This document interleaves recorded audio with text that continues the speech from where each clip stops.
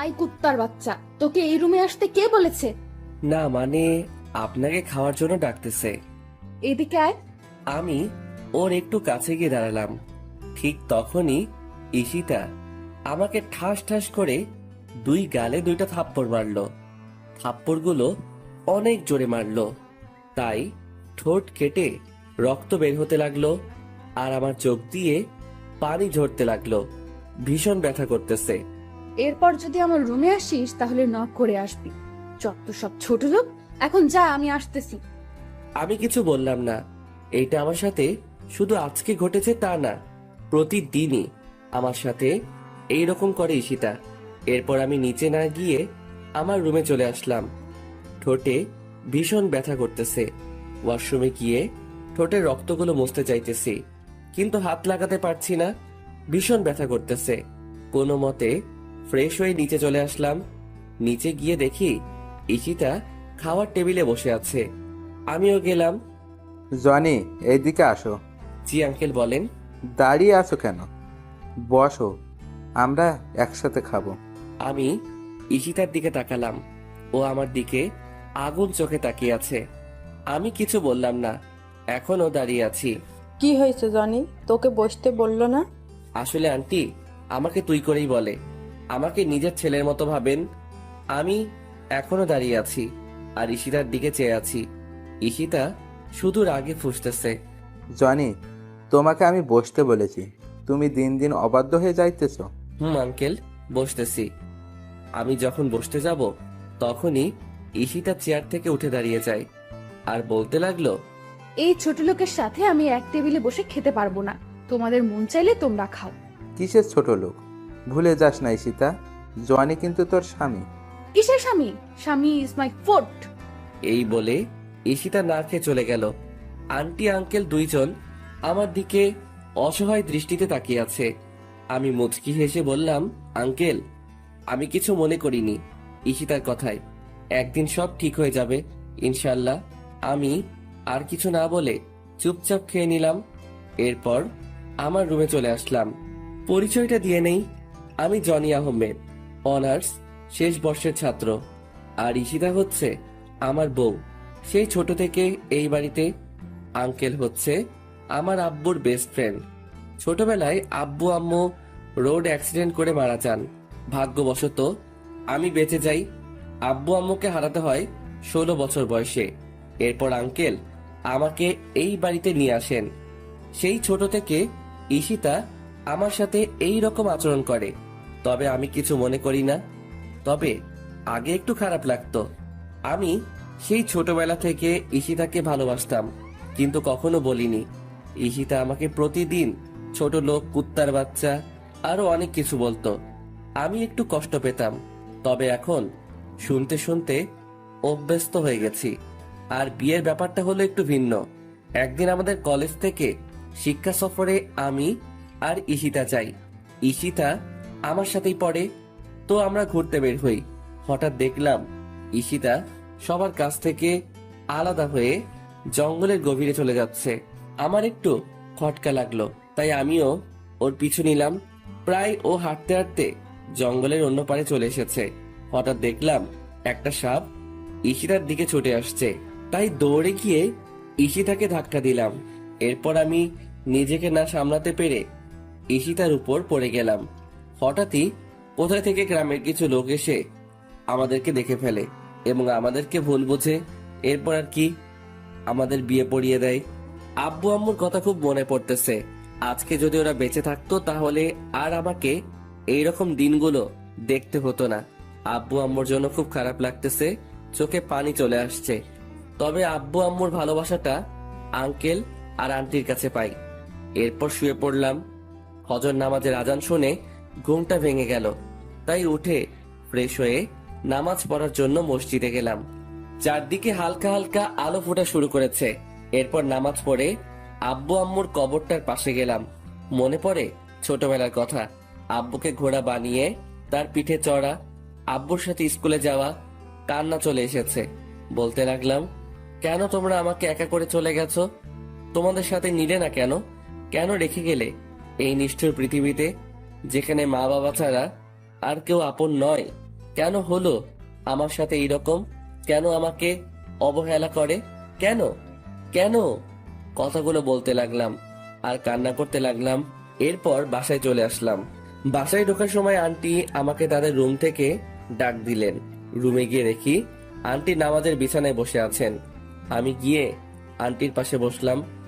আমার মাথায় হাত রাখলেন। ঈশিতা তোকে খুব অবহেলা করে, তাই না রে? মুচকি হেসে বললাম, ও এমন কিছু না আন্টি। ভালোবাসার মানুষটার অবহেলা কয়জনের কপালে থাকে? আমি সব বুঝি রে বাবা, তোর জন্য খুব কষ্ট। মেয়েটা কেন তোর সাথে এমন করে কিছু বুঝি না। কষ্ট এখন আর হয় না আন্টি। কষ্টগুলো এখন সহ্য করতে শিখে গেছি। দেখিস ঈশিতা একদিন তোকে ভালোবাসবে। হুম। আচ্ছা তুই এখন রুমে যা। আর শোন, ঈশিতাকে ডেকে তোল, আমি নাস্তা তৈরি করতেছি। আচ্ছা আন্টি। এরপর ঈশিতাকে ডাকতে যাইনি, কারণ ওকে ডিস্টার্ব করলে আবার আমার কপালে খারাপই আছে। ভালোবাসি তাই ওকে কিছু বলতে পারিও না। ঈশিতাকে না ডেকে আমি কলেজে যাওয়ার জন্য রেডি হয়ে নিলাম। এরপর আবার নিচে চলে গেলাম। গিয়ে দেখি ঈশিতা নিচে নাই। আন্টি, ঈশিতা কই? কেন, তোকে না বললাম ও ঘুম থেকে ডেকে তুলতে? ওহ আন্টি, ভুলে গেছি। আচ্ছা গিয়ে নিয়ে আয়। এরপর আমি ঈশিতাকে ডাকতে চলে গেলাম। কিছুক্ষণ দাঁড়িয়ে রইলাম দরজার সামনে। এরপর ডাক দিলাম, কিন্তু কোনো উত্তর দিল না। আবার ডাক দিলাম। এরপর ওপার থেকে ঈশিতা বলল, কি হয়েছে? সকালবেলা এত চিল্লাচিল্লি করস কেন? আপনাকে আন্টি ডাকছে, তাড়াতাড়ি নিচে আসতে। কলেজে যেতে হবে, পরে কিন্তু দেরি হয়ে যাবে। যা তো তুই, আমি আসতেছি। আর ডিস্টার্ব করবি না আমাকে। এরপর আমি আর কিছু না বলে চলে আসলাম। নিচে গিয়ে আমি নাস্তা করে নিলাম। এরপর ঈশিতা নিচে আসতে লাগলো। আজকে খুব সুন্দর লাগতেছে। গোলাপি রঙের একটা ড্রেস, কানের ফুল, চুড়ি আর হালকা লিপস্টিক, সব মিলিয়ে জাস্ট অসাম লাগতেছে। আমার হা করে তাকিয়ে থাকা দেখে ঈশিতা আমাকে বলল, কুত্তার মতো এইভাবে তাকিয়ে আছিস কেন, শুয়োরের বাচ্চা? ঈশিতার কথাটি সোজা গিয়ে আমার বুকে লাগলো। কি এক কপাল নিয়ে পৃথিবীতে এসেছি। নিজের বউয়ের দিকে তাকালেও গালি শুনতে হয়। ওই সময় শুধু চোখে পানি ছলছল করতেছে। আদিক খেতে না করে গাড়ি বের কর, কলেজে যাব। আমি আর কিছু না বলে গাড়ি বের করে ঈশিতার জন্য অপেক্ষা করতে লাগলাম। কিছুক্ষণ পর ঈশিতা আসলো। এরপর আমরা কলেজে চলে আসলাম। তুই গাড়ি পার্ক করে ক্লাসে চলে যা। যদি কোথাও যাস বা কারোর সাথে কথা বলিস, তাহলে তোর অবস্থা খারাপ করে দিব। আমি শুধু মাথা নাড়ালাম। আমি খেয়াল করলাম ওর বান্ধবী ওকে বলতে লাগলো, ঈশিতা, তুই সবসময় জনের সাথে এরকম করিস কেন? ছেলেটা কত স্মার্ট আর খুব ভালো, তাহলে কেন সবসময় অবহেলা করিস? কেন খারাপ আচরণ করিস? আর বড় কথা, ও এখন তোর স্বামী, তবুও কেন সবসময় খারাপ ব্যবহার করিস? কিসের স্বামী? হ্যাঁ, আর অধরা, তোকে আমি বলে রাখলাম, কোনোদিনও আমাকে কিছু শেখাতে আসিস না। আর এতই যদি দরদ হয়, তাহলে তুই ওই ছোট লোকটাকে বিয়ে করে নে, তাহলে আমিও উদ্ধার হব। আমিও তো চাই, কিন্তু জনি তো তোকে ভালোবাসে। আমি হাজার চাইলেও আমার হবে না জনি, ওইটা আমি ভালোভাবে জানি। জনি আমাকে ভালোবাসে, তুই কিভাবে জানিস? তোকে যদি ভালোই না বাসতো, তাহলে তোর এত অবহেলা সহ্য করতো না, তোর এত খারাপ আচরণ মুখ বুজে সহ্য করতো না। আফসোস, জনের মতো কেউ আমার জীবনে এলো না। ভালোবাসা না ছাই, ছোট লোকের আবার ভালোবাসা। এই বলে ওরা ক্লাসে চলে আসতে লাগলো। তাই আমি তাড়াতাড়ি করে ক্লাসে চলে আসলাম। ঈশিতার কথাগুলোতে খুব কষ্ট পেলাম। এরপর ক্লাসগুলো শেষ করে চলে আসলাম বাড়িতে। এইভাবে কাটতে থাকে দিন। আর ঈশিতার অবহেলা প্রতিনিয়ত সহ্য করতে হচ্ছে। ভালোবাসার মানুষটির অবহেলা কত কষ্টের, তা যদি ঈশিতা জানতো, তাহলে আমাকে এইভাবে অবহেলা করতো না। বসে আছি নিজের রুমে, তখন ঈশিতা আসলো আমার রুমে। আজকে সন্ধ্যায় একটা পার্টি আছে, আমার সাথে তুইও যাইবি, তাই তাড়াতাড়ি রেডি হয়ে নিস। যদি দেরি করিস তাহলে তোর কপালে খারাপই আছে। আমি শুধু মাথা নেড়ে হ্যাঁ সূচক উত্তর দিলাম।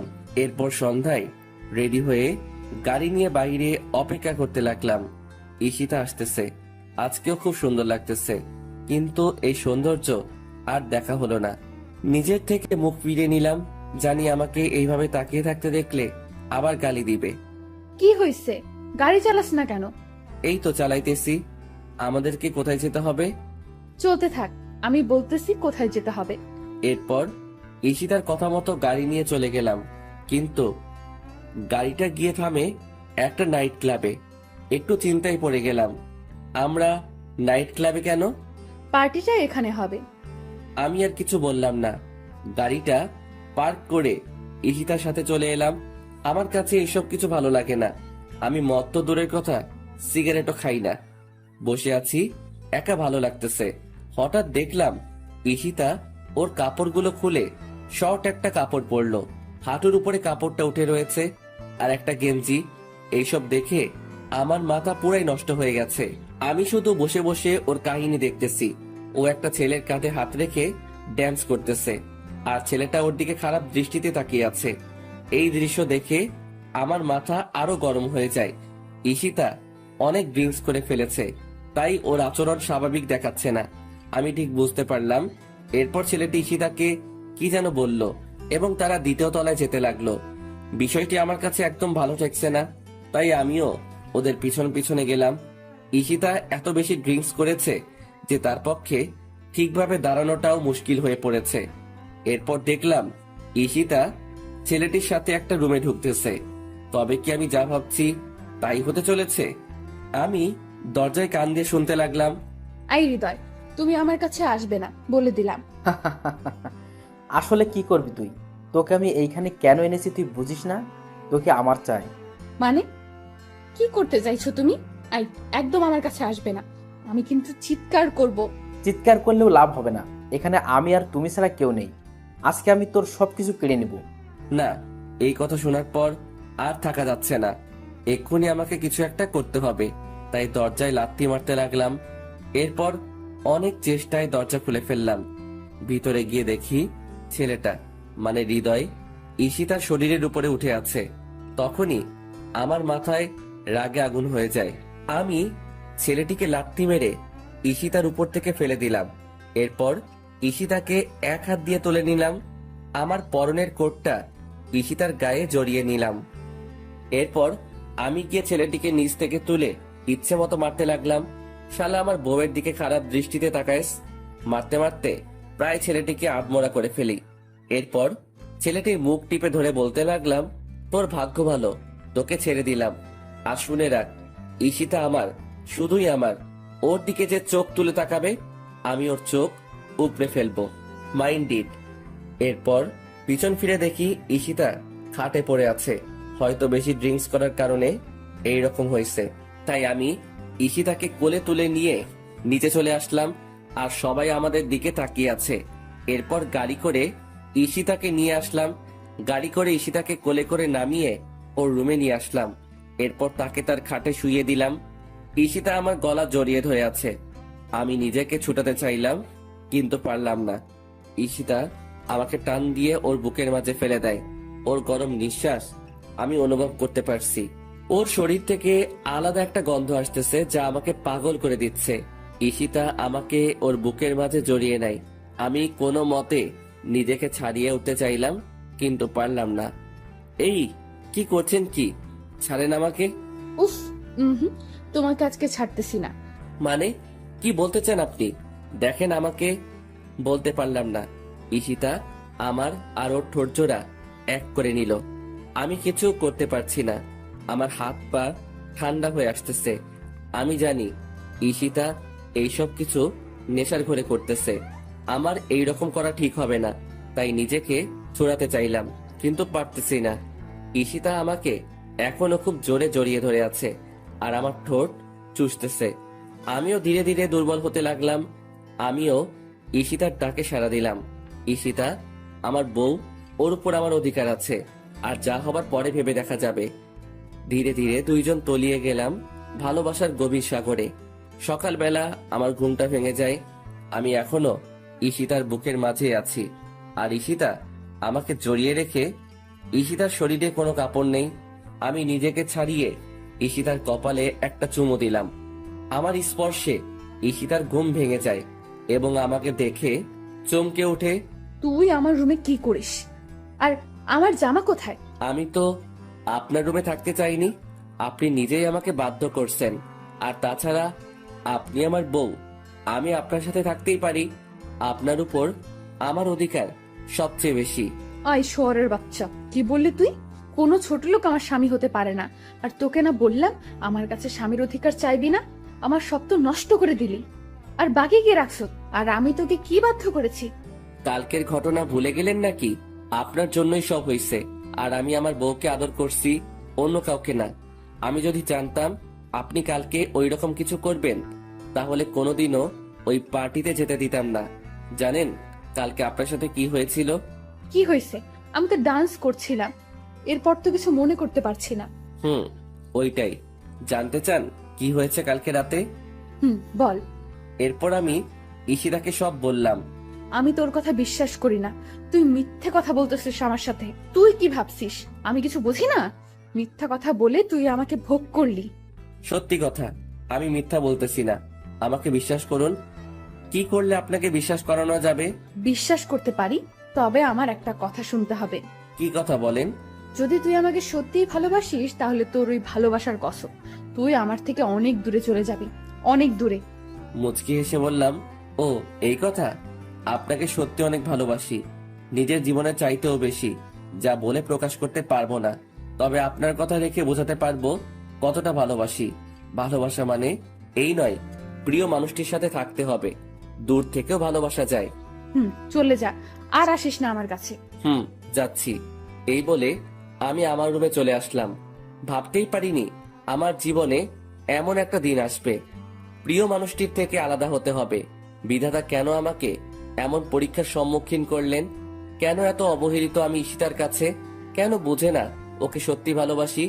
তবে ওর থেকে দূরে গিয়ে ও যদি ওকে আমার ভালোবাসা বোঝাতে পারি, তাহলে তাই করব। চলে যাব অনেক দূরে, আর আসবো না ওর কাছে। আর কাউকে ছোট লোক বলতে হবে না, আর কাউকে গালাগালি করতে হবে না। ফ্রেশ হয়ে নিলাম, বসে আছি খাটের উপর, আর কালকের কথাগুলো ভাবতে লাগলাম। কি থেকে কি হয়ে গেল? সামান্য ভুলের জন্য এত বড় শাস্তি পেতে হচ্ছে।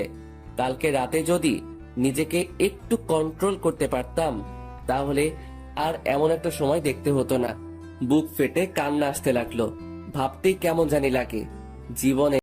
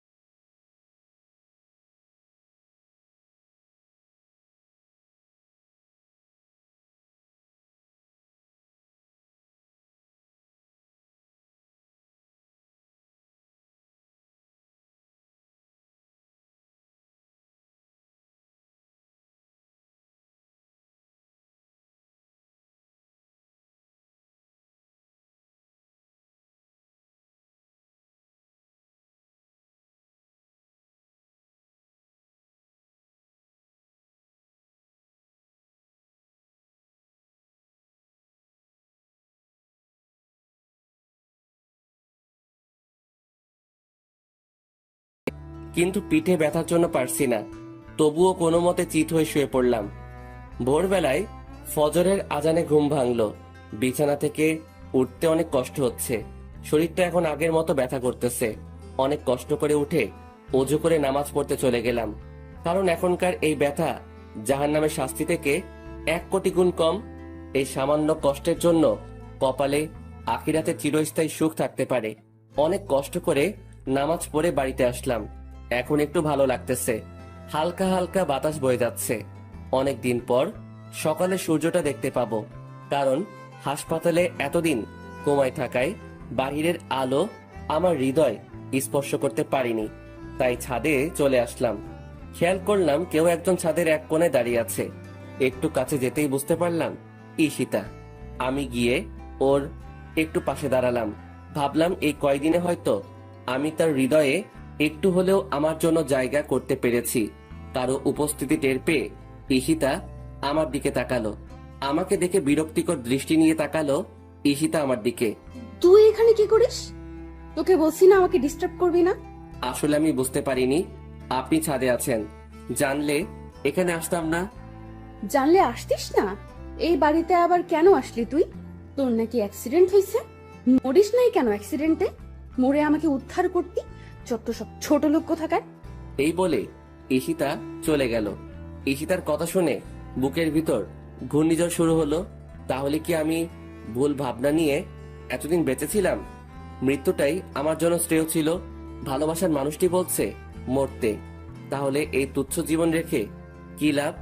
শুধুমাত্র আত্মহত্যা করলে এই অবহেলা থেকে মুক্তি পেতে পারি, কিন্তু আত্মহত্যা যে মহাপাপ।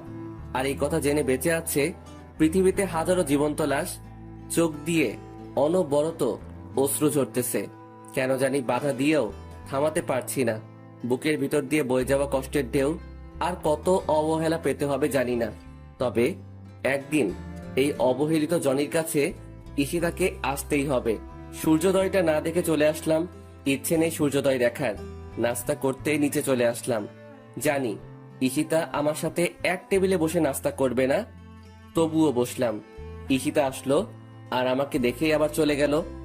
ওই সময় কষ্ট পেয়েও পেলাম না, কারণ প্রিয় মানুষটির থেকে কষ্ট পাবো এই কথা যদি জেনে যায় তাহলে ওই রকম আঘাত করে না, তবে জখমটা রয়ে যায়।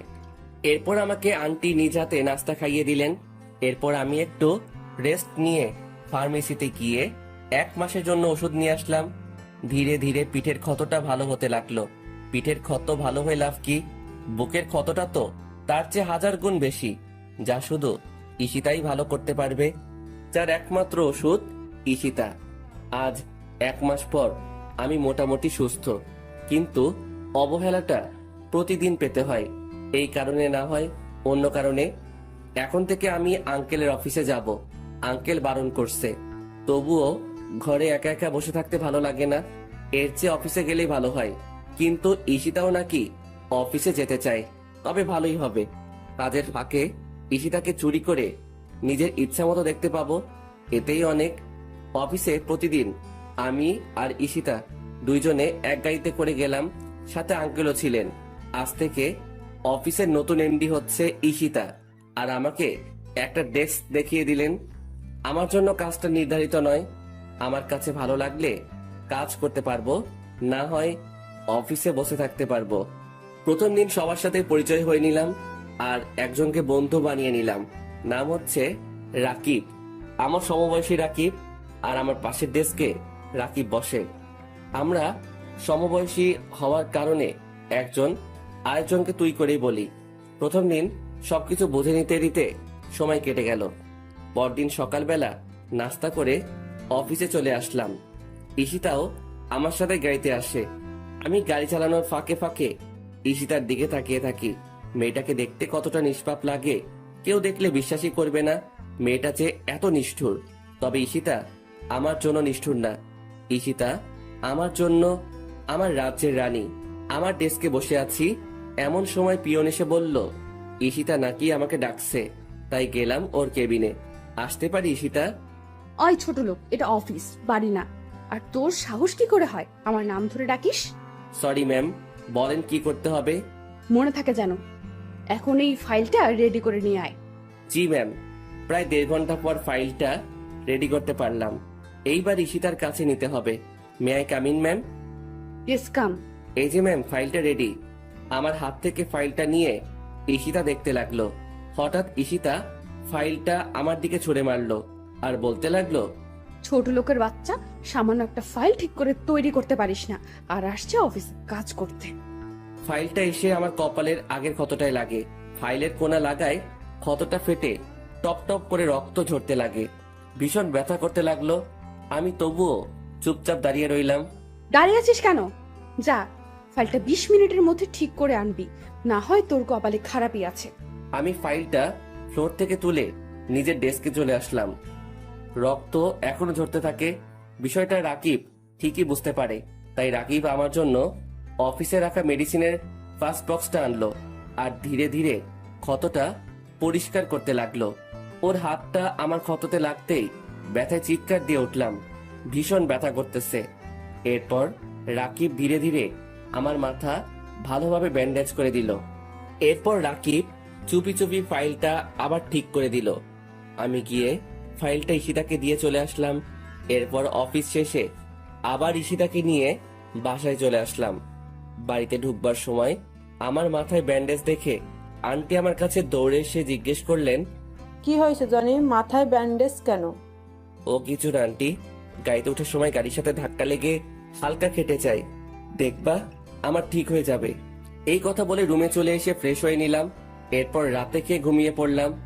ঘুম ভাঙে প্রায় সকাল 9টায়। কি ব্যাপার, কোনো দিন তো এত দেরি করে ঘুম ভাঙে না। শোয়া থেকে উঠতে চেষ্টা করলাম, কিন্তু উঠতে পারছি না। পুরো শরীর কি রকম ভার হয়ে আছে আর আগুনের মতো পুড়ে যাচ্ছে। হঠাৎ করে আবার জ্বর এলো কেন? কালকের ঘটনা মনে পড়ে গেল। কপালে হাত দিয়ে দেখি কে যেন জলপট্টি দিয়ে রেখেছে। এরপর অনেক কষ্টে বিছানা থেকে উঠে ফ্রেশ হয়ে নিলাম। আজকে আর অফিসে যাওয়া হবে না, অনেক লেট হয়ে গেছে। একটা জিনিস বুঝতে পারলাম না, আমার মাথায় জলপট্টি দিলটাকে। মনে হয় আন্টি ছাড়া আর কেউ হতেই পারে না।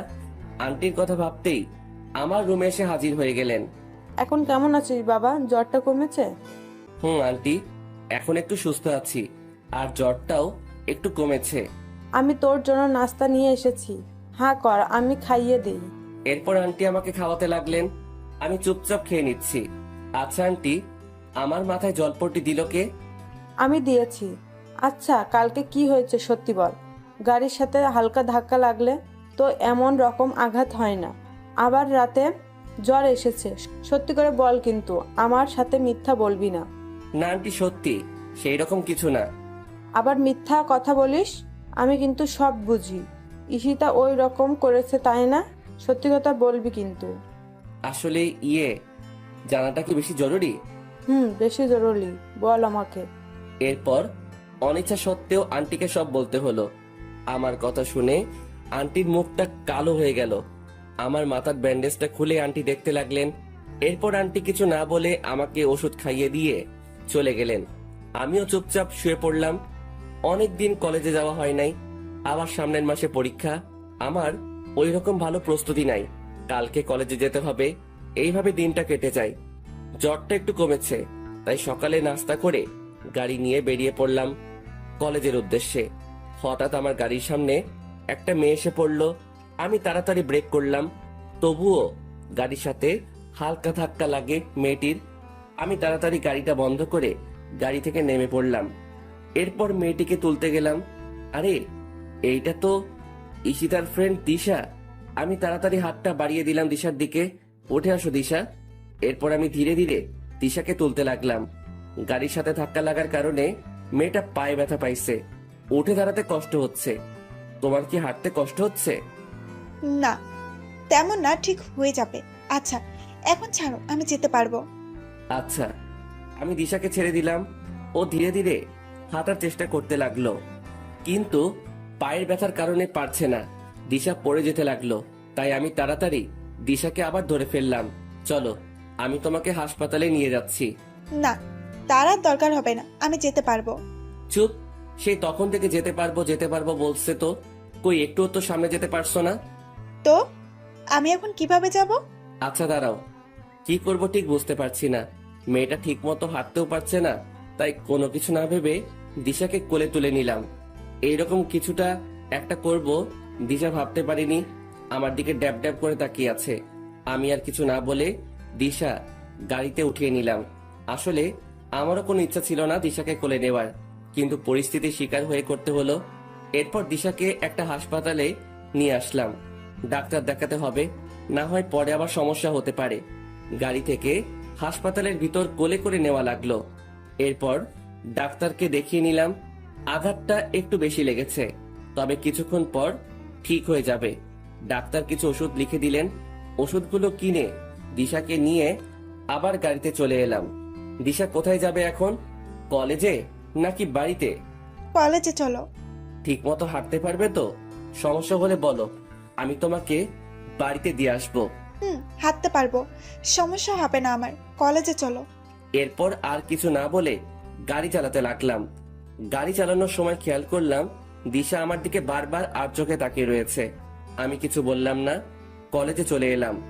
অনেক দিন পর কলেজে এলাম।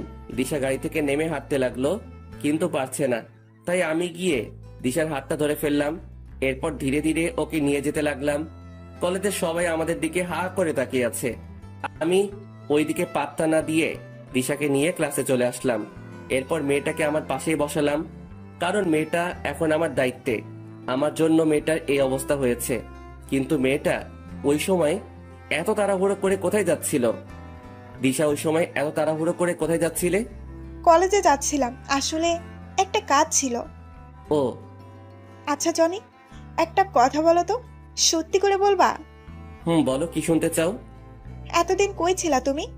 আর শরীরের কি অবস্থা করেছো? ঠিক মতো খাও না নাকি? সব সময় সবার কাছ থেকে এই প্রশ্নটা এড়িয়ে যেতে চাই, কিন্তু পারি না। প্রশ্নটার সম্মুখীন হতে হয়। না, তেমন কিছু না। সত্যি করে বলবা কিন্তু। আমি জানি তুমি মিথ্যে কথা বলতেছো। যেদিন থেকে তুমি কলেজে আসো না, সেদিন থেকে ঈশিতাও আসে না। সমস্যা কি বলো তো? সেই রকম কিছু না, শুধু একটু প্রবলেম হয়েছে। প্রবলেমটা কি বন্ধু ভেবে বলতে পারো। আসলে দিশা, ওই দিন আমি ঈশিতার কথা রাখতে গিয়ে তাদের বাড়ি থেকে বের হয়ে যাই। ঠিক ওই দিন আমার রোড অ্যাক্সিডেন্ট হয়। প্রায় 4 মাস পর আমার জ্ঞান ফিরে। ডাক্তারের কাছে থেকে জানতে পারি আমি 4 মাস কোমায় ছিলাম। চিকিৎসার ব্যাপারটা হলো, ওই হাসপাতালে নাকি একটা ফান্ড আছে। যে রোগীর আত্মীয় বা কাছের কেউ যদি না থাকে, তাহলে তাদের হাসপাতালের ওই ফান্ড থেকে চিকিৎসা করা হয়। আমার চিকিৎসাটাও হয় ওই ফান্ডের সাহায্যে। এরপর যখন জ্ঞান ফিরে কোথায় যাব, কি করব, কিছুই বুঝতে পারি নাই। ভাগ্যবশত আবার ঈশিতাদের বাড়িতে আসতে হলো। যখন ঈশিতাদের বাড়িতে ফিরে এলাম, ভাবলাম এই কয়েকদিনে হয়তো আমার জন্য ঈশিতার মনে একটু হলেও মায়া জন্মাবে। কিন্তু তার হলো কই? সে আগের মতো ঈশিতার কাছ থেকে অবহেলা পেলাম। কথাগুলো বলে একটা দীর্ঘশ্বাস ফেললাম। দিশার দিকে তাকিয়ে দেখি তার মুখটা কেমন মলিন হয়ে আছে। বুঝতে পারলাম আমার কথা শুনে হয়তো একটু কষ্ট পেল। আচ্ছা জনি, ঈশিতা তোমাকে এত কষ্ট দেয়, এত অবহেলা করে, এত অপমান করে, তবুও তুমি কিছু বলো না কেন? ভালোবাসি তাই কিছু বলতে পারি না। ঈশিতার ভালোবাসা না পেলে কি হবে? তার দেওয়া অবহেলাগুলো উপহার হিসেবে গ্রহণ করি। বুঝলাম। ঈশিতাকে ভালোবেসে তুমি অনেক কষ্ট পাচ্ছ, কিন্তু তোমাকে ভালোবেসে আরেকজন কষ্ট পাচ্ছে। না পারছে তোমাকে তার মনের কথা বলতে, না পারছে ভুলে যেতে। মানে কি? তোমার কথার কিছুই বুঝলাম না। না, কিছুই না। এইভাবে কথায় কথায় ক্লাসগুলো শেষ হয়ে যায়। এরপর দিশাকে ওদের বাড়ি পৌঁছে দিয়ে আমি বাড়ি চলে আসলাম। এরপর ফ্রেশ হয়ে খেয়ে একটু ঘুমিয়ে নিলাম। ঘুম থেকে উঠলাম প্রায় সন্ধ্যায়। ফ্রেশ হয়ে নিচে আন্টি রুমে গেলাম। আন্টি, আসবো? বাবা, কিছু বলবি? আন্টি, বলবো। আঙ্কেলকে বলে দিও আমি এই কয়েকদিন অফিস যেতে পারবো না, সামনে পরীক্ষা আছে। আচ্ছা, বলবো। আন্টি, ঈশিতা কোথায়? ওর রুমে নাকি? না, ঈশিতা এখনো অফিস থেকে আসে নাই। মানে, বলো কি? প্রায় রাত হয়ে এলো, কিন্তু ঈশিতা এখনো বাড়িতে আসলো না। অফিস তো সে কখন শেষ হয়ে যায়। কি জানি বাবা, মেয়েটা আজকে এত দেরি করছে কেন? আমার খুব চিন্তা হচ্ছে। আচ্ছা দাঁড়াও, আমি খবর নিচ্ছি। এরপর আমার রুমে এসে রাকিবকে ফোন দিলাম। হ্যালো, কেমন আছিস দোস্ত? এই তো ভালো। তুই কেমন আছিস? আমিও ভালো আছি। আচ্ছা দোস্ত, অফিস কি ছুটি? হুম, অফিস তো সেই কখন শেষ হয়ে গেছে। কেন রে, কি হয়েছে? আরে ঈশিতা এখনো বাড়িতে ফিরে নাই। বলিস কি? দেখ, ম্যাম হয়তো অন্য কোনো কাজে ব্যস্ত আছে। আচ্ছা দোস্ত, তাহলে রাখি, তোর সাথে আবার পরে কথা হবে। আচ্ছা ঠিক আছে, ভালো থাকিস। এই বলে মোবাইলটা কেটে দিলাম। কি করি এখন? ঈশিতার নাম্বারটা বউ দিয়ে সেভ করা আছে, কিন্তু কোনো দিন ফোন দেওয়া হয়নি। আর কোনো কিছু না ভেবে ফোন দিলাম, কিন্তু ফোন তুলছে না। এইভাবে 6 বার ফোন দিলাম, তবুও ফোনটা ধরলো না। আমার চিন্তা আরো বেড়ে গেল, তাই আবার ফোন দিলাম। এইবার ঈশিতা কলটা ধরলো। ওই ছোট লোকের বাচ্চা, বারবার ফোন দিস কেন?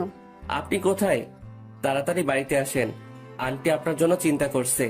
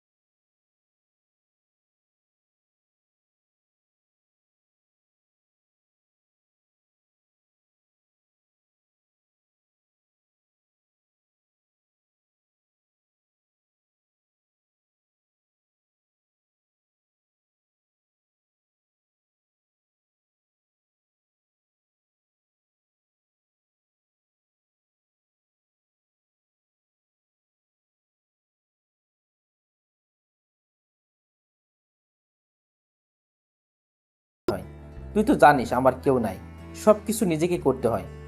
দূর পাগল, কে বলছে তোর কেউ নাই? আমি আছি তো সব সময়। আর আমাদের ভাবি কবে আসবে? ওম্মা, কে ভাবি? কিসের ভাবি? কার ভাবি? কোথায় থেকে আসলো ভাবি? আমি তো জানতাম না। ভাব নিও না আমার সাথে। চুপি চুপি অনার্স শেষ বর্ষের একটা মেয়ের পিছনে ঘুরো, কিন্তু মেয়েটা পাতা দেয় না।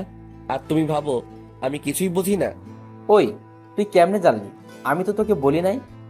তুই তো বলবি না আমি জানি, তাই আগে থেকে খবর নিয়ে রাখলাম। তা কি খাবি অর্ডার কর, আজকে আমি তোকে খাওয়াবো। যা ইচ্ছে অর্ডার দে, সাথে আমার জন্য দে। ওকে। এরপর আমরা খেয়ে নিলাম। আচ্ছা দোস্ত, একটা কথা বলতেছি তোকে, যা যা বলবো মনোযোগ দিয়ে শুনবি। বল। আমি দেশের বাইরে যাচ্ছি, কবে ফিরবো জানি না। তুই সব সময় অফিসে ঈশিতার খেয়াল রাখবি, আমার সাথেও যোগাযোগ রাখবি। আর আমি কিন্তু একদিন না একদিন ফিরবো, তবে কখন তা জানি না। তুই ঈশিতার উপর নজর রাখিস। আসলে মেয়েটা একটু অগোছালো আর অবুঝ। যদি ঈশিতার কিছু হয় তাহলে তোকে সবকিছুর জন্য জবাব দিতে হবে। তুই তো জানিস ওকে কতটা ভালোবাসি, আর তোকে খুব মিস করবো দোস্ত। সত্যি কি চলে যাবি? আর না গেলে হয় না দোস্ত। এই পৃথিবীতে আমার মা বাবা আর আপন বলতে কেউ নেই। কিছুদিন আগে থেকে তোর সাথে পরিচয় হয়, তুই এতটা আপন হয়ে উঠবি ভাবতেই পারি নাই। নিয়তি চাইলে দেখা হবে, আর তোর ঈশিতাকে আমি দেখে রাখবো। নিজের যত্ন নিস দোস্ত। দেখলাম ছেলেটার চোখে পানি। আরে পাগল, কান্না করিস কেন? আমি তোর সাথে তো যোগাযোগ রাখবো। আচ্ছা দোস্ত, আজকের মতো উঠলাম। ভালো থাকিস দোস্ত। তুইও, তোকে খুব মিস করব। আমিও দোস্ত। এরপর চলে এলাম বাড়িতে। প্রায় সন্ধ্যা হয়ে এসেছে। সেই পুরনো স্মৃতিগুলো ভেসে উঠে আসছে চোখের মাঝে। কত অবহেলা নিয়ে কাটিয়েছি দিনগুলো। হয়তো আমি চলে গেলে ওর কিছু আসে যায় না। ঈশিতা তো আমাকে ভালোই বাসে না, তাহলে আমার অনুপস্থিতিতে ওর কিছু আসবে যাবে না। রাত প্রায় 12টা বাজে। আমি ঘুমিয়ে আছি। হঠাৎ মোবাইলের আওয়াজে ঘুমটা ভেঙে গেল। মোবাইলের স্ক্রিনে তাকিয়ে দেখি দিশার নাম্বার। তাড়াতাড়ি করে রিসিভ করলাম। হ্যালো দিশা, কোথায় ছিলে তুমি সারাদিন? তুমি জানো আজকে কতবার তোমার মোবাইলে ট্রাই করছি, কিন্তু তুমি ফোনটা রিসিভ করো নাই কেন? কি হয়েছে, চুপ কেন? ওই পাশ থেকে ফুপিয়ে ফুপিয়ে কান্নার শব্দ আসছে। কি হয়েছে দিশা, চুপ করে আছো কেন? তোমার জন্য তোমাদের বাড়িতে গেছি, কিন্তু দরজায় তালা দেওয়া। কোথায় ছিলে? তোমাকে উত্তরটাও দেওয়া হয় নাই। হঠাৎ মোবাইলটা কেটে গেল। বুঝলাম না মেয়েটা হঠাৎ করে কোথায় উধাও হয়ে গেল। আবার ফোন দিয়ে কান্না করছে, কিন্তু কোনো কথা বলছে না। মেয়েটা এমন কেন করলো? এরপর আবার ঘুমিয়ে গেলাম। কালকে সকাল 8টা 30 মিনিটে ফ্লাইট, তাড়াতাড়ি উঠতে হবে। খুব সকালবেলায় ঘুমটা ভাঙলো। আমি তাড়াতাড়ি উঠে ফ্রেশ হয়ে নামাজ পড়তে চলে গেলাম। নামাজ পড়ে বাড়িতে ফিরে আসলাম। আন্টি রুমের পাশ দিয়ে উপরে যাওয়ার সময় আন্টি আমাকে ডাক দিলেন। আমি গিয়ে আন্টির পাশেই বসলাম। আন্টি এখনো নামাজের বিছানায় বসে আছে। আমি ওনার কাছে গিয়ে বসাতে আন্টি আলতো করে আমার কপালে একটা চুমু দিলেন। আন্টি কিছু বলবে নাকি? বাবা, চলে তো যাচ্ছিস আমাদের ছেড়ে। শেষবারের মতো না হয় খাইয়ে দেই নিজের হাতে তোকে। আর কখনো সময় হবে কিনা জানি না। কি খাবি না? খাবো তো, তুমি নিয়ে আসো, আমি এইখানে আছি, মুচকি এসে বললাম। এরপর আন্টি আমাকে নিজাতে খাইয়ে দিলেন। আমি চুপচাপ সবগুলো খেয়ে নিলাম। আর কখনো খাওয়া হবে কিনা জানি না, খেয়ে চলে আসলাম। এরপর সবকিছু ভালোভাবে প্যাক করে নিলাম। প্রায় 7টা 30 বেজে গেছে। আমি ধীরে ধীরে ঈশিতার রুমের দিকে গেলাম। অবাক হওয়ার বিষয়, ওর রুমের দরজাটা খোলা। আমি হালকা উকি দিলাম। ঘরে তো কেউই নাই। চিঠিটা এখনো টেবিলের উপর পড়ে আছে।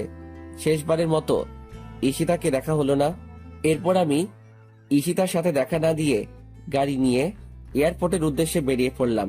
আমার সাথে আন্টি আঙ্কেল যাচ্ছেন আমাকে এগিয়ে দিতে। খেয়াল করলাম আন্টি পুরো রাস্তা মন খারাপ করে রয়েছেন। গাড়ি এসে থামলো এয়ারপোর্টের সামনে। এরপর আমি আঙ্কেলের থেকে সবকিছু বুঝে নিলাম। আমি আসার সময় আন্টি অনেক কান্না করতে লাগলো। আন্টি, তুমি যদি এইরকম কান্না করো তাহলে আমি কিভাবে যাব? এরপর আন্টি চোখের পানি মুছে নিলেন। আমি গিয়ে আন্টিকে বললাম, সময় মতো ওষুধ খাবে, নিজের প্রতি যত্ন নিবে, আঙ্কেলকে দেখে রাখবে। আর আমি তোমার সাথে প্রতিদিন কথা বলবো, তবে ঈশিতা যেন না জানতে পারে। আমার কথা শুনে আন্টি শুধু মাথা নাড়ালো। এরপর আমি ওদের কাছ থেকে বিদায় নিয়ে এয়ারপোর্টে ঢুকে পড়লাম। আবার কখন দেখা হবে জানা নেই, নিজের অজান্তেই চোখ ভিজে এলো। প্রিয় মানুষগুলো, প্রিয় দেশটি ছেড়ে চলে যেতে হবে বিদেশে। এরপর ঠিক সময় প্লেন টেক অফ করলো। তখন মন চাইছে প্লেনের জানালা ভেঙে নেমে যাই, কিন্তু তখন তো আর কোনো পথ খোলা ছিল না। এরপর তো তুমি সবই জানো অর্পা, আমার ইংল্যান্ডে আসা, তোমার সাথে পরিচয় হওয়া, পরিচয় থেকে বন্ধুত্ব। তুমি আমাকে কতটা ভালোবাসো ঠিক অনুভব করতে পারছি না। হয়তো আমি ঈশিতাকে যতটুকু ভালোবাসি তার থেকে বেশি ভালোবাসি, আবার এর থেকে কম হতে পারে। তুই জানো অর্পা, আমার প্রতিটা মুহূর্তে ঈশিতার কথা মনে পড়তো। খেয়াল করে দেখলাম মেয়েটা কান্না করছে আমার কথাগুলো শুনে। ওকে সান্ত্বনা দেওয়ার ভাষা আমার নেই। হঠাৎ অর্পা চোখ মুছে আমাকে হাসি মুখে বলল, কি হয়েছে? কেকটা কাটবে না, নাকি খালি পেটে থাকতে হবে? নাও, তাড়াতাড়ি করো। এরপর আমি কেকটা কাটলাম আর বলতে লাগলাম, happy birthday to you, happy birthday dear Ishita. এরপর কেকটা একটু অর্পাকে খাইয়ে দিলাম। আমি আর নিজেকে সামলাতে পারছি না, বুক ফেটে কান্না আসছে। তাই আমি অর্পাকে ছাদে রেখেই নিচে চলে আসলাম। আজকে ঈশিতার জন্মদিন ছিল। এই দেশের মাটিতে প্রায় 5 বছর পার করে ফেললাম। প্রতি বছর ঈশিতার জন্মদিন পালন করতাম আমি। অর্পা মেয়েটা হচ্ছে আমার কলিগ, আমরা একই অফিসে কাজ করি। মেয়েটাও বাঙালি। অর্পা এই দেশে আসে ওর আব্বু আম্মুর কারণে। ওদের মধ্যে নাকি মিল নেই, সারাদিন নাকি ঝগড়া করে। তাই অর্পা রাগ করেই ওদের ছেড়ে এইখানে চলে আসে। বাঙালি হওয়ায় মেয়েটার সাথে বন্ধুত্ব করে নিলাম। এরপর থেকে নাকি মেয়েটা আমাকে ভালোবেসে ফেলে। আমি জানি প্রিয় মানুষটিকে না পেলে কত কষ্টে থাকতে হয়। যদি আমার কোনো পিছুটান না থাকতো তাহলে আমি অর্পাকে আপন করে নিতাম। প্রতি বছর ঈশিতার জন্মদিন পালন করার সময় অর্পা আমার কাছ থেকে আমার আর ঈশিতার গল্পটা শুনতে চাইতো। তাই আমি আমার জীবনের সব ঘটনা বললাম ওকে। আমার কথা শুনে অর্পা একদম কান্না করে দিল। এরপর আমিও রুমে এসে অনেক কান্না করলাম। ঈশিতার সাথে দেখা হবে কিনা জানি না। এরপর দরজা ওপাশ থেকে অর্পা আমাকে ডাকতে লাগলো। এই জনি, দরজা খুলো। কি হয়েছে তোমার? ছাদ থেকে এভাবে চলে আসলে কেন? তাড়াতাড়ি দরজা খুলে বলছি। তোমার জন্য নিজ হাতে রান্না করে এনেছি, তুমি খাবে না? দরজা খুলো বলছি। আমি খাবো না অর্পা, আমার খিদা নেই, তুমি এখন যাও। ওই, তোকে বলছি না দরজা খুলতে? তাড়াতাড়ি দরজা খুলে দে, না হয় তোর মাথা পাঠাবো। আমি ভয়ে তাড়াতাড়ি দরজাটা খুলে দিলাম। কি মেয়ে রে বাবা, আমাকে সামান্য জিনিসের জন্য ঝাড়ি দেয়। ওই, তোমার সমস্যা কি? খাবে না কেন? তোমার জন্য এত কষ্ট করে রান্না করলাম, এখন তুমি কি চাও আমি এইগুলো ফেলে দেই? না, তার আর দরকার হবে না, তুমি খাবার দাও, আমি খেয়ে নিচ্ছি। জনি, একটা কথা বলি, রাখবা প্লিজ? আরে বলো, সমস্যা নাই, আমি তোমার কথা রাখবো।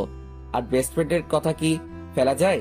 আমি তোমাকে খাইয়ে দেই প্লিজ, শুধু আজকের জন্য। আর কখনো তো সুযোগ হবে না, শুধু একটা বার প্লিজ। কি দিবে না? দাও, সমস্যা নাই। এরপর অর্পা আমাকে খাইয়ে দিল। মেয়েটা আমাকে এতটা ভালোবাসে আমি ভাবতেই অবাক হচ্ছি। শুধুমাত্র আন্টি ছাড়া আর কেউ আমাকে এইরকম ভালোবাসেনি। আর আজকে অর্পা খাওয়া শেষ করে উঠে আমি সোফায় বসে রইলাম। এরপর অর্পা এসে আমার পাশে বসলো। জনি, একটা জিনিস চাইবো, দিবা? বলো, কি চাও? আমাকে একবার জড়িয়ে ধরবে প্লিজ? প্রেমিকা হিসেবে না, ফ্রেন্ড হিসেবে প্লিজ। তোমাকে তো আর আমি পাবো না, কিন্তু একটু জড়িয়ে ধরতে পারি। পারো।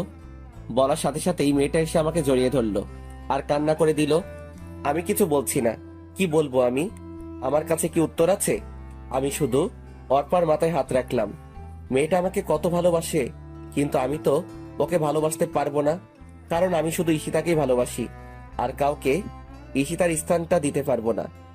এরপর অর্পা আমাকে ছেড়ে দিয়ে কান্না করতে করতে চলে গেল।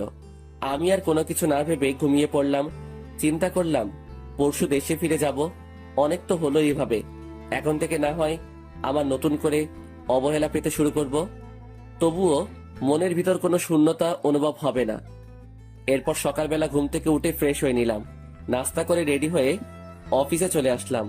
সারাদিন অফিসে কাজ করে বাসায় আসলাম। অফিস থেকে আসার সময় অর্পাকে বলে দিলাম আমি কালকে বাংলাদেশে ফিরে যাব। ও যদি যেতে চায় তাহলে আমার সাথে যেতে পারে, আমার কথা শুনতে অর্পা খুশিতে রাজি হয়ে গেল। এরপর আমি সকালবেলায় সবকিছু গুছিয়ে নিলাম, অর্পাকে দিয়ে ওর অ্যাপার্টমেন্ট থেকে নিয়ে আসলাম।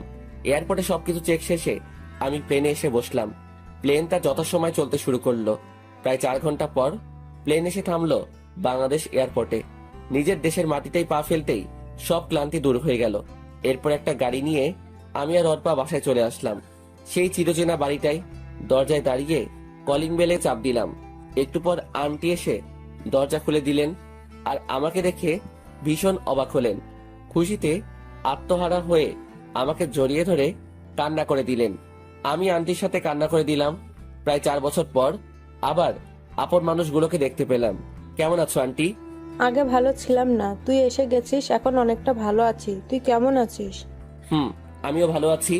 কি অবস্থা হয়েছে তোর? একদম শুকিয়ে গেছিস, ঠিক মতন খাবার খাস না।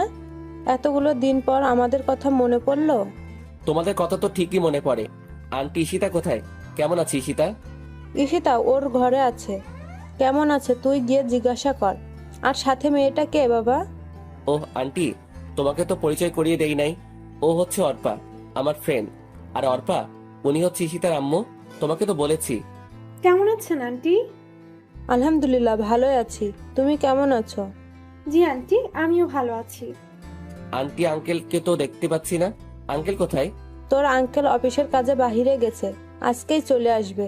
আর কতক্ষণ মেয়েটাকে বাহিরে দাঁড় করিয়ে রাখবি? ভিতরে আয়। আন্টি। অর্পা ভিতরে আসো। এরপর আমি আর অর্পা ভিতরে চলে গেলাম। অর্পাকে গেস্ট রুমটা দেখিয়ে দিলাম। এরপর আমি আমার রুমে চলে আসলাম। নিজের সেই রুমটাতে আবার অনেকগুলো দিন পর এলাম। কিন্তু অবাক হওয়ার বিষয়, আমার রুমটা একদম গোছানো, সবকিছু পরিষ্কার। মনে হয় কেউ প্রতিদিন এসে পরিষ্কার করে যায়। এত কিছু না ভেবে আমি ফ্রেশ হতে চলে গেলাম। এরপর নিচে নাস্তা করতে চলে গেলাম। সাথে অর্পাকে নিয়ে এলাম। মেয়েটা হয়তো লজ্জায় কোনো কিছু বলতে পারবে না। আন্টি আমাদেরকে নাস্তা দিলেন। আমি খেয়ে যাচ্ছি, কিন্তু গলা দিয়ে নামতেছে না। কারণ একটাই, ঈশিতা। আসার পর থেকে ঈশিতাকে দেখতেছি না। ব্যাপার কি? মেয়েটা কোথায় গেল? আন্টি ঈশিতা কোথায়? নাস্তা করবে না? আসার পর থেকে তো একবারও দেখলাম না। কি জানি বাবা কি হয়েছে, তুই যাওয়ার পর থেকে মেয়েটা একদম বদলে গেছে। ঠিক মতন খায় না, ঠিক মতন ঘুমায় না, অফিসে এবং কলেজে কোথাও যায় না। দিন দিন কেমন মৃত্যুর মুখে চলে যাচ্ছে। আন্টির কথা শুনে বুকটা কেঁপে উঠল। কি হয়েছে ঈশিতার? তবে কি ওর কোনো ক্ষতি হয়েছে? কেন হঠাৎ করে এইভাবে বদলে গেল? আন্টি ঈশিতা এখন কোথায়? মনে হয় রুমেই আছে, সারাদিন নিজেকে রুমেই বন্দি করে রাখে।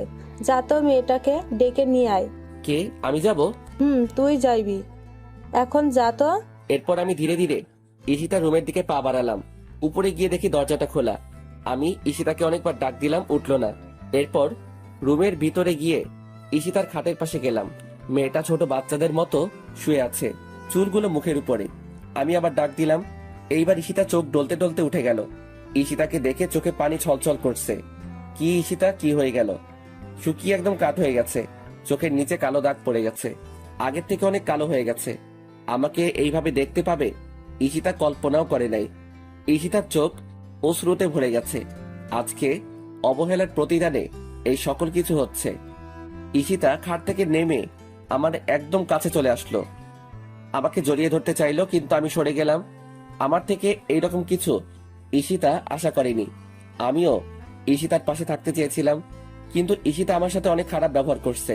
আমাকে প্রতিনিয়ত অবহেলা করে গেছে। এখন এই সবকিছু ঈশিতাকে তিলে তিলে ভুগতে হবে। প্রিয় মানুষটি অবহেলা করলে তা কত কষ্টের ঈশিতাকেও বুঝতে হবে। এখন থেকে আমি অবহেলা করব, আর ঈশিতা সবকিছু সহ্য করবে। আপনাকে আন্টি নিচে নাস্তা খেতে ডাকছে, তাড়াতাড়ি আসেন। জনি দাঁড়াও, তোমাকে। আমি না শুনে চলে আসলাম। আর ঈশিতা ওইখানে হাঁটু গেড়ে বসে পড়লো। হয়তো বুঝতে পারছে তার কর্মের ফল ভুগছে। কান্না করতে লাগলো। আমি নিচে এসে নাস্তা করতে লাগলাম। এরপর ঈশিতাও এলো। আমি কিছু না বলে চুপচাপ নাস্তা খেয়ে যাচ্ছি, কিন্তু ঈশিতা নাস্তা না করে আমার দিকে তাকিয়ে আছে। ঈশিতাকে কষ্ট দেওয়ার জন্য আমি পুরোটা না খেয়ে চলে আসলাম। আমার এইরকম আচরণে ঈশিতা কষ্ট পেল। পাক না, তাতে আমার কি? আমাকেও তো কম কষ্ট দেয়নি ঈশিতা। এরপর আমি আমার রুমে চলে এলাম। ঈশিতাকে এইভাবে অবহেলা করতে গিয়ে আমি নিজেও অনেক কষ্ট পেলাম, কিন্তু তবুও যে ঈশিতাকে বুঝতে হবে প্রিয় মানুষটির অবহেলা কতটা যন্ত্রণাদায়ক। কিন্তু হঠাৎ করে ঈশিতা এভাবে বদলে গেল কেন? কিছু একটা তো কারণ আছে, জানতেই হবে আমাকে। সেই কারণ, রাতে সেই রকম ঘুম হয় নাই, তাই একটু ঘুমিয়ে নিলাম। ঘুম ভাঙলো দুপুর 12টা 30 মিনিটে। আমার বুকের উপর ভারী কিছু অনুভব করছি। ঘুম থেকে উঠে দেখি ঈশিতা আমাকে জড়িয়ে ধরে ঘুমিয়ে আছে। মেয়েটার কি নিষ্পাপ মুখখানি! আগের কথাগুলো মনে পড়ে গেল। আমি ঘুমের মধ্যেই ঈশিতাকে এক ঝাটকা দিয়ে বুকের উপর থেকে ফেলে দিলাম। সাথে সাথে ঈশিতার ঘুমটা ভেঙে গেল। আপনি এখানে কি করেন? কেন আসলেন এই রুমে? আবার আমার বুকে মাথা রেখে আমাকে জড়িয়ে ধরে ঘুমিয়েছিলেন। আমার স্বামীকে আমি জড়িয়ে ধরে ঘুমাতে পারি, আমার অধিকার আছে। কিসের স্বামী? হ্যাঁ, কেউ একজন বলেছিল স্বামী ইজ মাই ফুড, আর অধিকারের কথা বলছেন। একদিন আমিও আপনার কাছে স্বামীর অধিকার চাইতাম, কিন্তু আপনি আমাকে শুধু অবহেলা করে আসছেন। কত কষ্ট দিয়েছেন মনে আছে আপনার? আমার কথাগুলো শুনে ঈশিতা ফুপিয়ে ফুপিয়ে কান্না করতে লাগলো। প্লিজ জনি, এরকম করো না। আমি তোমাকে ভীষণ ভালোবাসি, নিজের থেকেও বেশি। ভালোবাসা? আমি এখন আর আপনাকে ভালোবাসি না। আমার মতো ছোট লোক কাউকে ভালোবাসতে পারে না। অর্পা মেয়েটাকে চিনেন? আমি ওকেই ভালোবাসি। ও আপনার মতো নিষ্ঠুর না, অনেক ভালো মেয়ে অর্পা। আর আপনার না বয়ফ্রেন্ড আছে, তাহলে আমার কাছে কেন ভালোবাসা চাইতে আসলেন? আপনার বয়ফ্রেন্ডের কাছে যান। আগে তো আপনি বলতেন আমি যেন এই বাড়ি ছেড়ে চলে যাই। এখন আর আপনাকে বলা লাগবে না, আমি নিজে থেকেই চলে যাব। যদি কখনো ডিস্টার্ব করেন। আমি আর তোমাকে ডিস্টার্ব করব না, তবু তুমি আমাকে ছেড়ে যেও না। আমার কথাগুলো শুনে ঈশিতা ফুপিয়ে ফুপিয়ে কান্না করে যাচ্ছে। কান্না করার কারণে ঈশিতার নিঃশ্বাস নিতে কষ্ট হচ্ছে। আর কোনো কথা না বলে ঈশিতা কান্না করতে করতে চলে গেল। ঈশিতা এখন বুঝবে ভালোবাসার মানুষটি অবহেলা করলে কতটা কষ্ট লাগে। এরপর আমি ফ্রেশ হয়ে নিলাম। জোহর নামাজের আজান দিয়েছে, তাই নামাজ পড়তে মসজিদে চলে গেলাম। নামাজ পড়ে বাড়িতে আসার সময়ই রাকিবের সাথে দেখা হলো। আরে দোস্ত, তুই কখন আসলি? দেশে ফিরে আসলি, কিন্তু একবারও জানালিও না। আমি তো আজকে সকালেই এলাম। আসলে বাংলাদেশে আসার পর সিম নেওয়া হয় নাই, তাই যোগাযোগ করতে পারি। তো কেমন আছিস তুই? আলহামদুলিল্লাহ, ভালোই আছি। জানিস দোস্ত, আমার বিয়ে হয়ে গেছে। আমি এখন আর ব্যাচেলার নেই। আরে বাহ, ভালোই তো। আচ্ছা দোস্ত, এখন বাড়ি যেতে হবে। একদিন তোদের বাড়িতে যাব। আচ্ছা ঠিক আছে, ভালো থাকিস। তুইও। এরপর বাড়ি চলে এলাম। দুপুরের খাবার খেয়ে বসে বসে টিভি দেখতেছি। এরই মাঝে অর্পা এসে হাজির হলো। কিছু বলবে অর্পা? আসলে আমরা না একা একা ভালো লাগছে না, চলো না আমরা একটু ঘুরে আসি। ঘরে বসে থাকতে থাকতে ভালো লাগে না। আর ঈশিদের সাথেও কথা বলতে ভয় করে, ও যদি আমাকে কিছু বলে। ধুর পাগলি, ঈশিতা ওই রকম মেয়ে না, তোমাকে কিছু বলবে না। উল্টো তোমার সাথে ফ্রেন্ডলি আচরণ করবে। আর আজকে বিকালবেলা রেডি থেকো, আমরা ঘুরতে বের হব। ওয়াও, সত্যি? সত্যি। ঠিক আছে, তাহলে আমি ঈশিতাকে রেডি হয়ে নিতে বলছি। আমরা সবাই একসাথে যাব, তাহলে অনেক মজা হবে। না, তাকে বলার দরকার নাই, শুধু আমি আর তুমি যাব। সময় হলে আমি নিজেই ঈশিতাকে নিয়ে যাব। কিন্তু ঈশিতা? তোমাকে না বলছি আর কেউ যাবে না। ওকে, অ্যাজ ইউ উইশ। এরপর আরো কিছুক্ষণ টিভি দেখে রেডি হয়ে নিলাম।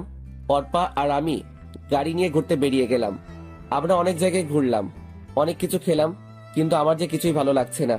ঈশিতাকে এইভাবে কাঁদিয়ে আমিও ঠিক থাকতে পারছি না, কিছুতেই মন মানছে না। এরপর আমরা ঘোরাঘুরি শেষ করে প্রায় সন্ধ্যার দিকে বাড়ি ফিরলাম। এরপর আমি ফ্রেশ হয়ে একটু শুয়ে রইলাম আর ভাবতে লাগলাম ঈশিতার মাঝে এত পরিবর্তন আসলো কিভাবে। ওর নাকি বয়ফ্রেন্ড ছিল, তাহলে গেল কোথায়? কেন এখন ঈশিতা আমার জীবনে আসতে চাইছে? অবহেলা করার পর কেন আপন করতে চাইছে? সবকিছু যেন গুলিয়ে যাচ্ছে। রাত প্রায় 10টা বেজে গেছে। নিচে খেতে ডাকছে। আমি নিচে গিয়ে খাওয়ার জন্য টেবিলে বসে পড়লাম। সবাই আছে, শুধু আঙ্কেল নেই। ঈশিতা আমার সামনের চেয়ারটাতেই বসা। ঈশিতা না খেয়ে শুধু আমার দিকে তাকিয়ে আছে। মেয়েটা এমন কেন না খেয়ে আমার দিকে তাকিয়ে আছে? আমার দেখার জন্য তো সারা জীবন পাবেই। আমি কিছু না বলে চুপচাপ খেয়ে নিলাম। এরপর ছাদে চলে এলাম, একটা সিগারেট ধরালাম। ধীরে ধীরে পুরো সিগারেটটা শেষ করে দিলাম। এইভাবে 1 প্যাকেট সিগারেট খেয়ে ফেললাম। আপন মানুষগুলো যখন পর হয়, তখন এই জিনিসটাই সবচাইতে আপন হয়ে যায়। এরপর ঘরে এসে শুয়ে পড়লাম। ভোরবেলা ঘুম থেকে উঠে ফ্রেশ হয়ে নামাজ পড়তে চলে গেলাম। নামাজ শেষে বাড়িতে চলে এলাম। অনেকদিন সূর্যোদয়টা দেখা হয় না, তাই ছাদে এলাম। পূব আকাশে হালকা আলো চিকচিক করছে, বয়ে যাচ্ছে মৃদু বাতাস, আর রয়েছে চারিদিকে পাখিদের কিচিরমিচির আওয়াজ। সব মিলিয়ে একটা মনোমুগ্ধকর পরিবেশ। ভালোই উপভোগ করছি। হঠাৎ পিছনে কারো উপস্থিতি টের পেলাম। পিছনে তাকিয়ে দেখি নয়, ঈশিতা আমার পিছনে দাঁড়িয়েছিল। আমি ওর থেকে আগের ন্যায় তাকিয়ে রইলাম। তা কিছু বলবে মনে হচ্ছে। গেল। আমিও আর কিছু আমি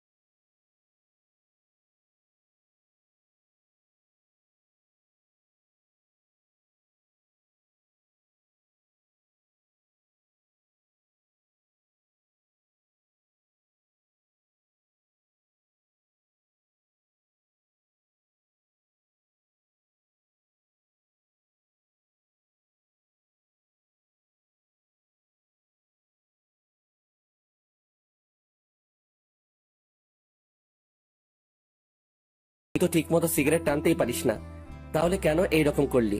দেখ তো তোর চোখ কি রকম লাল হয়ে গেছে। আর খেতে হবে না সিগারেট, তোর পরে ক্ষতি হবে। আমার ক্ষতি হলে তোর ক্ষতি হবে না। তুই কেন এইসব খাস? আমাকে সিগারেটটা ফিরিয়ে দে বলে দিলাম। না, দিব না। এখন নিচে যা, আমি আসতেছি। এই কথা বলে আমি আবার সিগারেটটা টানতে শুরু করলাম। রাকিব এসে আমাকে জড়িয়ে ধরে কান্না করে দিল। বুঝলাম না ছেলেটার কাহিনী। প্রথমত সিগারেট খেতে না পেরেও মিথ্যা বলে আমার থেকে সিগারেট নিল, এখন আবার কান্না করতে লাগলো। কিরে, কান্না করিস কেন? কান্না থামা বেটা, কি হয়েছে বল আমাকে। দিশার সাথে ঝগড়া করলো নাকি? চল আমার সাথে, আজকে দিশার খবর আছে। এত বড় সাহস, আমার বন্ধুর সাথে ঝগড়া করে? চল তুই আমার সাথে। দিশা নয়, আমার এই কান্নার কারণ তুই। মানে আমি কি করলাম? কোনো ভুল করলাম নাকি? বল তাহলে, আমি ভুলটা শুধরানোর চেষ্টা করব। তবু তুই কান্না করিস না দোস্ত। অনেক বড় ভুল করছিস। তোকে নিয়ে আমার অনেক চিন্তা হয়, কখন জানি কি হয়ে যায়। তোকে আমার একটা কথা রাখতে হবে, আমার কসম দিয়ে বললাম। আরে চিন্তা করিস কেন, বলবি তো? আর আমি তোর সব কথা রাখবো, শুধু কি করতে হবে বল। তুই সিগারেট খাওয়া ছেড়ে দে দোস্ত। তোকে হারাতে চাই না আমি। যখন এই শহরে আমার কেউ ছিল না, তখন তুই আমার পাশে ছিলি, নিজের ভাইয়ের মতো আমার সাথে চলতি। আমি চাই না তোর কিছু হোক। আমি দিশার চাইতে তোকে বেশি ভালোবাসি দোস্ত। দিশা গেলে ওর মতো আরো অনেক মেয়ে পাবো, কিন্তু তোর মতো বন্ধু পাবো না। আর আমি দিশাকে ভালোবাসি না যে তাও না, আমি দিশাকে অনেক ভালোবাসি, কিন্তু তোর থেকে কম। আর আমি কখনো সিগারেট খাই নাই। সিগারেট ধোয়া আমার নাকে লাগলেই চোখ লাল হয়ে যায়, এরপর চুলকাতে শুরু করে। ভীষণ ভয় পাই সিগারেটের গন্ধটাকে। প্লিজ দোস্ত, এসব খাওয়া ছেড়ে দে। আমি চাই না তোর কিছু হোক, তোকে হারাতে চাই না। আরে পাগল, তুই এত ইমোশনাল কেন? এখন থেকে তোকে কথা দিলাম, আর কখনো এইসব খাবো না। এখন কান্না থামা বেটা, মেয়েদের মতো কান্না করতে হবে। আর আমি কোথাও যাব না তোকে ছেড়ে, তবে বাসর ঘর হলে ভিন্ন কথা। আমার কথা শুনে রাকিব আওয়াজ করে হেসে দিল। আমি রাকিবকে হাসানোর জন্যই এই কথা বলেছি। এরপর সিগারেটটা ফেলে দিয়ে রাকিবকে নিয়ে নিচে চলে আসলাম। এরপর দুইজন পাশাপাশি ভালোভাবে ফ্রেশ হয়ে নিলাম, যাতে সিগারেট গন্ধ আমাদের শরীরে না থাকে। এরপর সবাই মিলে ড্রয়িং রুমে বসে পড়লাম। অর্পাও ছিল আমাদের সাথে। রাকিব বলতে শুরু করলো, তুই বিদেশ যাওয়ার 2 দিন আগে আমি অফিসে বসে দিশার ফটোগুলো দেখতেছি। ওই সময় ঈশিতা ম্যাম আমাকে তার কেবিনে যেতে বলল। আমিও চলে গেলাম ম্যামের কেবিনে। যখন ভিতরে গেলাম তখন ঈশিতা ম্যাম আমাকে বলল, রাকিব সাহেব, আপনি অফিস টাইমে কার ফটো দেখতেছেন? মেয়েটাকে? আপনি কিভাবে দেখলেন ম্যাম?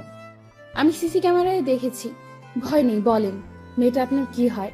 আমি কিছু মাইন্ড করব না। আর আপনি না দাঁড়িয়ে থেকে বসেন, আর এই নেন টিস্যু। এই এসির মধ্যেও ঘামাচ্ছেন কেন? বললাম তো ভয় পেতে হবে না। ফ্রেন্ড হিসেবে বলুন। আসলে আমি ওই মেয়েটাকে ভীষণ ভালোবাসি, কিন্তু কখনো বলে উঠতে পারিনি। আর কখন বলতে পারবো কিনা জানি না।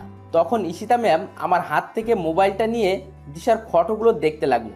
এরপর ঈশিতা ম্যাম বলল, আমি যা ভেবেছিলাম তাই হলো। এই মেয়েটার নাম হলো দিশা, আমার বেস্ট ফ্রেন্ড। অনেক ভালো একটা মেয়ে, কিন্তু আপনি ওর ফটো কোথায় পেলেন আর কিভাবে চিনেন? আমি ফেসবুক থেকে ওর ফটোগুলো পেলাম কাছে, এখন ওর নাম জানতে পারলাম। আর আপনার মেয়ে ওর নামটাও জানতাম। ওর ফেসবুক আইডির নাম ছিল নীল প্রজাপতি। আর ওকে সবসময় আমার বাড়ির সামনে দিয়ে কলেজে যেতে দেখতাম, কিন্তু ভয়ে কখনো কথা বলে উঠতে পারি নাই। আপনার বেস্ট ফ্রেন্ডকে মনে হয় আর পাওয়া হবে না। কেন পাওয়া হবে না? আপনি কি ওকে বিয়ে করতে চান? নির্ভয় বলুন, সবকিছু আমি দেখছি। তা তো অবশ্যই চাই, কিন্তু আপনার ফ্রেন্ড কি রাজি হবে? দূর থেকে ভালোবেসে গেলে কি হয়? আরে আপনি চিন্তা করছেন কেন? মনে করুন এখন থেকে আপনার এই বোন আপনার বিয়ের দায়িত্ব নিল। কি দিবেন না? ঈশিতার কথা শুনে আমি অনেক অবাক হলাম। আমি ভাবতে থাকলাম, এই মেয়েটা এই রকম কেন? আমার সাথে কি সুন্দর আচরণ করছে, কিন্তু তোর সাথে খারাপ আচরণ করে কেন? মেয়েটাকে তো দেখে খারাপ মনে হয় না। তারপর কি হলো? তারপর আমি ঈশিতা ম্যামকে দায়িত্ব দিয়ে দিলাম, আর উনি বলছেন দিশার সাথে নাকি আমার কথা বলিয়ে দেবে। এরপর আমি ওইখান থেকে চলে আসলাম। বাকিটা দিশার থেকে শুনেন। তারপর কি হলো? বলছি, তুমি বিদেশে যাওয়ার 2 দিন আগে ঈশিতা আমাদের বাড়িতে আসে। আমি কলেজে যাওয়ার জন্য প্রস্তুত হচ্ছি। ওই সময় ঈশিতা আমার কাছে আসলো। কিরে ঈশিতা, কখন আসলি? এখানে আয়, বস। এসেছি, তোর জন্য একটা খবর আছে। আজকে আর কলেজে যেতে হবে না। আরো এমন একটা খবর দিব তুই ভাবতেও পারবি না। তোর জন্য 2টা নিউজ আছে। কি নিউজ শুনি? তাও আবার একটা না 2টা নিউজ আছে? কিন্তু কলেজে তো যেতে হবে, গুরুত্বপূর্ণ কাজ আছে। আরে ছাড় তো কাজ, আজকে না গেলে কিছুই হবে না। এখন বলতেছি সব শোন। তোকে একটা ছেলে ভালোবাসে, ছেলেটা ভীষণ হ্যান্ডসাম, আমার অফিসেই কাজ করে। আর বড় কথা হচ্ছে ও জনের বেস্ট ফ্রেন্ড, অনেক ভালো ছেলে। আমি যতটুকু জানি ওর এই পৃথিবীতে কেউ নেই, তোকে ভীষণ সুখে রাখবে।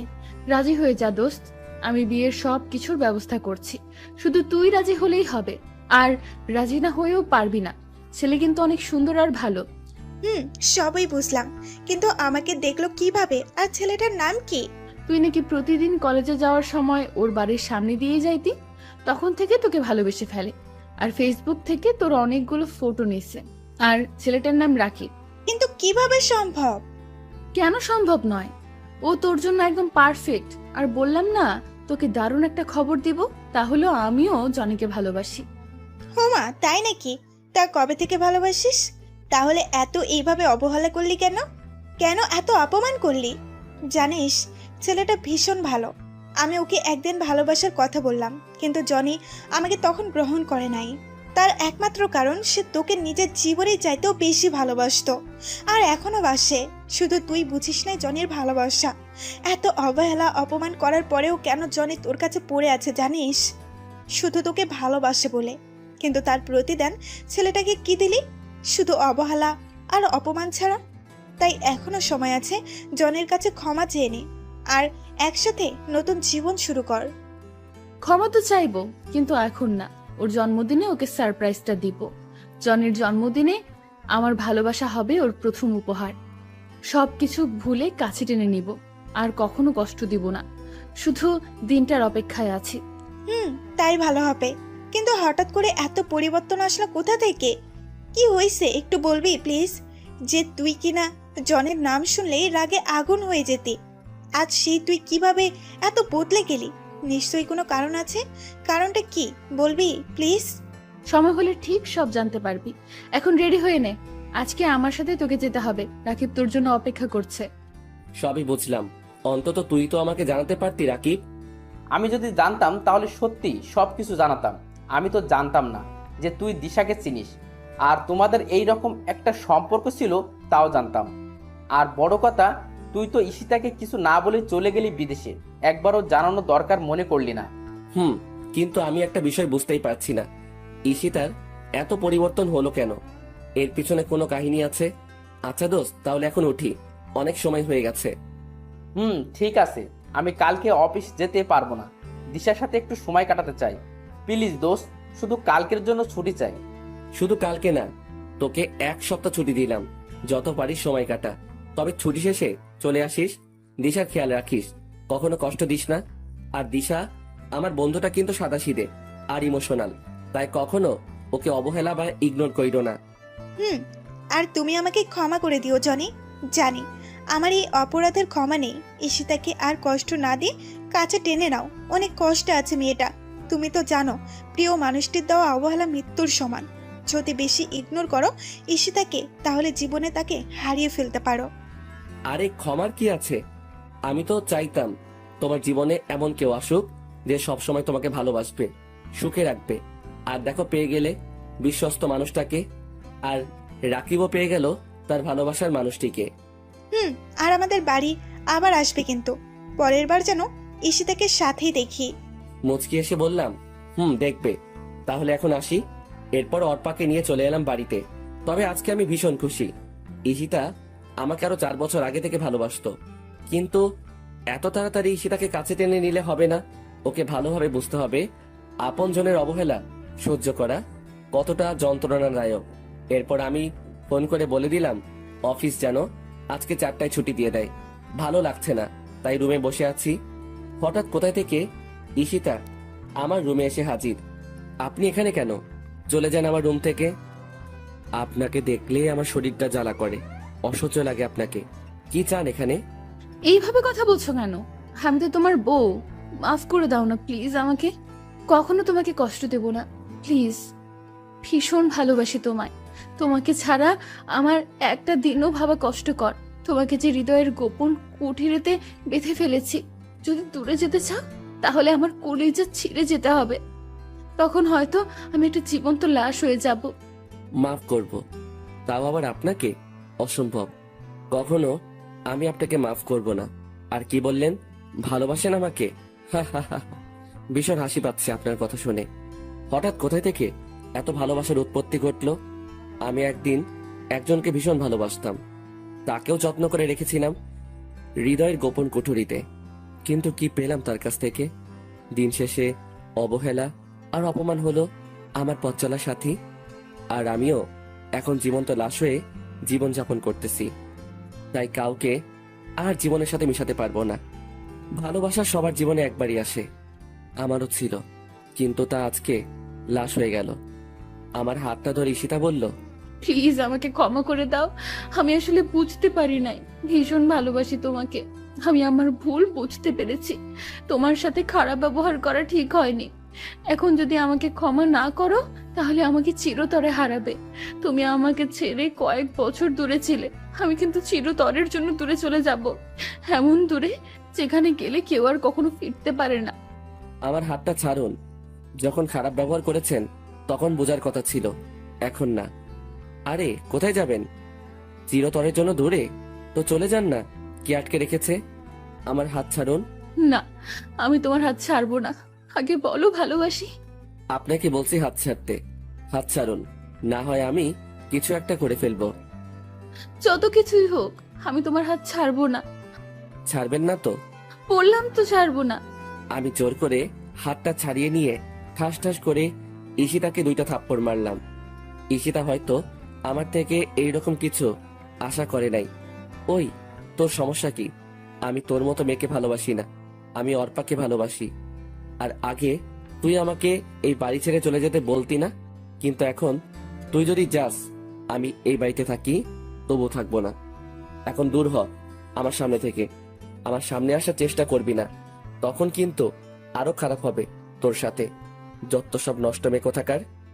আমার কথা শুনে মেয়েটা আর এখানে দাঁড়াতে পারলো না, কান্না করতে করতে চলে গেল। এখন আমার নিজেরই কান্না আসতে লাগলো। মেয়েটাকে এইভাবে মারাটা ঠিক হয় নাই।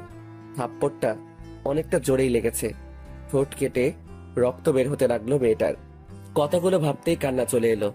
আমি কান্না করতে লাগলাম, সরি ঈশিতা, তোমাকে এইভাবে কষ্ট দিতে চাই নাই, কিন্তু আমারও যে কিছু করার নাই। ভালোবাসার মায়াজালে বন্দি আমি, নিজেকে নিজেই বলতে লাগলাম।